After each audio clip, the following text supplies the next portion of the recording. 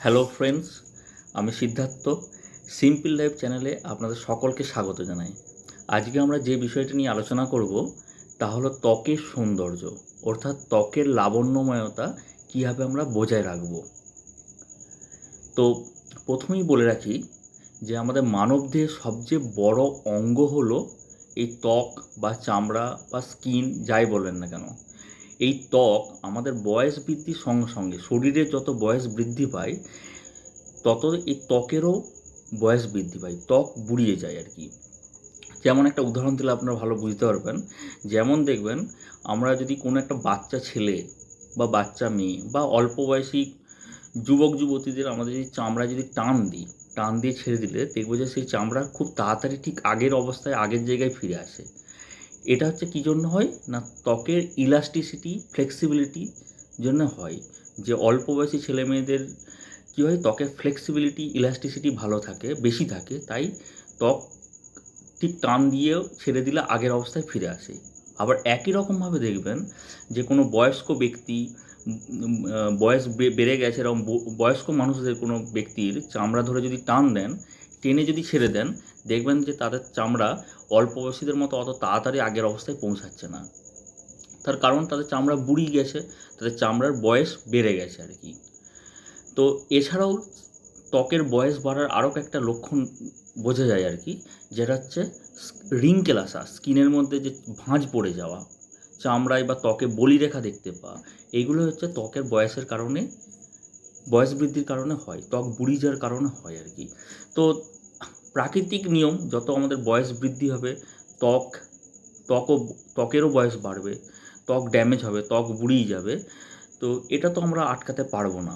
বয়স বাড়ার সঙ্গে সঙ্গে ত্বকের ফ্লেক্সিবিলিটি, ইলাস্টিসিটি কমবে, রিঙ্কেল আসবে, ত্বকের এই সমস্যাগুলো আসবেই আর কি। কিন্তু আমরা যেটা করতে পারি সেটা হচ্ছে বিশেষভাবে সচেতন হওয়ার জন্য ত্বকের পরিচর্যা করার মাধ্যমে আমরা যেটা করতে পারি সেটা হচ্ছে আমাদের বয়স বাড়ার সঙ্গে সঙ্গে ত্বকের বয়স বাড়ার গতিটাকে আমরা হ্রাস করতে পারি।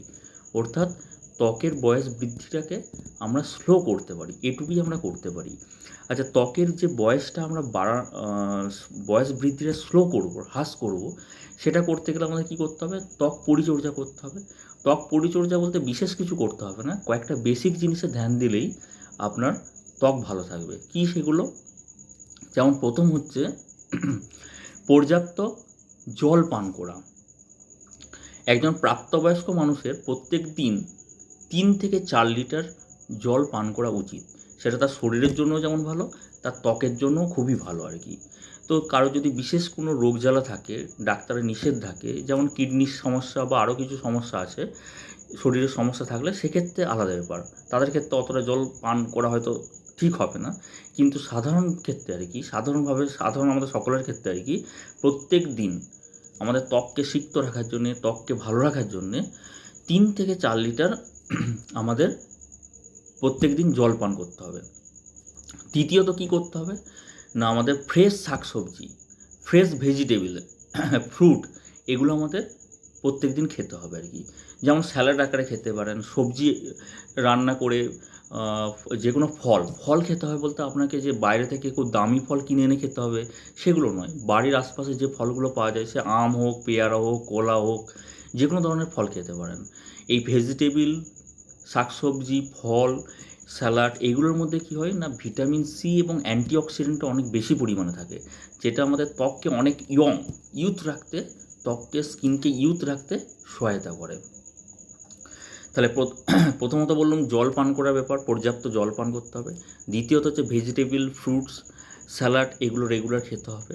3 নম্বর হচ্ছে যতটা সম্ভব stress free, tension free life live করতে হবে আর কি, জীবনযাপন করতে হবে। টেনশনকে যতটা সম্ভব দূরে রাখতে হবে। ফোর্থ কি, রেগুলার ব্যায়াম করতে হবে। এইগুলোর মাধ্যমে ত্বকের তারুণ্য বজায় রাখা যায়। আর বেশ কিছু জিনিস যেগুলো একদম করা চলবে না, পরিত্যাগ করতে হবে। কি কি? যেমন যেমন হচ্ছে আমরা যদি কোল্ড ড্রিঙ্কস, অ্যালকোহল, স্মোকিং, এইগুলো যদি আমাদের মধ্যে যারা করে থাকেন, এইগুলো হচ্ছে শরীরের জন্য যেমন ক্ষতিকারক, সেরকম আমাদের চামড়া বা ত্বকের জন্য অত্যন্ত ক্ষতিকারক। তো আমাদের ত্বককে ভালো রাখতে গেলে কী করতে হবে না, এই কোল্ড ড্রিঙ্কস, অ্যালকোহল, স্মোকিং এগুলোকে যতটা সম্ভব পরিহার করতে হবে, পরিত্যাগ করতে হবে। যদি পরিত্যাগ করা সম্ভব না হয় একান্তই, তাহলে খুব পরিমিত হারে এগুলো ব্যবহার করতে হবে আর কি। তো এটা মেনে চলতে হবে। আর কি করতে হবে না, আমাদের ফাস্ট ফুড, অতিরিক্ত রিচ খাবার, তৈলাক্ত খাবার, এগুলো আমাদের বর্জন করতে হবে। তেলে ভাজা খাবার অতিরিক্ত, এগুলো আমাদের ত্বকের এজ বাড়াতে সাহায্য করে, তাড়াতাড়ি ত্বককে বুড়িয়ে দেয় আর কি। আর কি না, মিষ্টি, সুগার, যে চিনি, মিষ্টি, এই জাতীয় খাবারগুলো যতটা সম্ভব পরিত্যাগ করতে হবে। এগুলো আমাদের স্কিনের এজ বাড়িয়ে দেয় তাড়াতাড়ি। আর সবচেয়ে শেষ এবং খুব গুরুত্বপূর্ণ একটা জিনিস হলো রোদ। আমরা জানি যে রোদ ত্বকের জন্য, স্কিনের জন্য ভালো। কারণ কি না, আমাদের স্কিন বা ত্বকে রোদ পড়লে কী হয়, ভিটামিন ডি তৈরি হয়, যেটা আমাদের শরীরের জন্য এবং ত্বকের জন্য অবশ্যই ভালো। কিন্তু সেই ভিটামিন ডিটা তৈরি করার জন্য আমাদের সারা দিনে 10 থেকে 15 মিনিট রৌদ্রস্থান যথেষ্ট। 10 থেকে 15 মিনিট আমাদের ত্বক রোদ পেলেই সেটা এনাফ।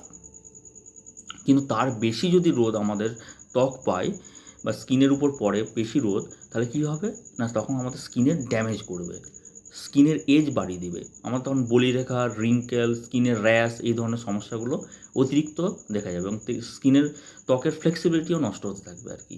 সেই জন্য কী হবে না, আমাদের তো একান্ত অফিস, স্কুল, কলেজ তো যেতেই হবে। তো সেক্ষেত্রে কী হবে, রোদকে অ্যাভয়েড করা বা মেনটেন করার জন্য কী করতে পারি, খুব ভালো ব্যবহার হচ্ছে ছাতা ব্যবহার করতে পারি। আচ্ছা, যদি ছাতা ব্যবহার সম্ভব না হয়, তাহলে কি না, কোনো ভালো সানস্ক্রিন ব্যবহার করা যেতে পারে আর কি।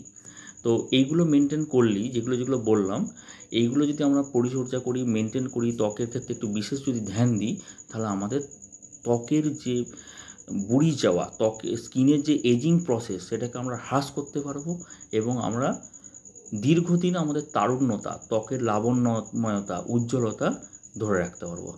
ধন্যবাদ বন্ধুগণ।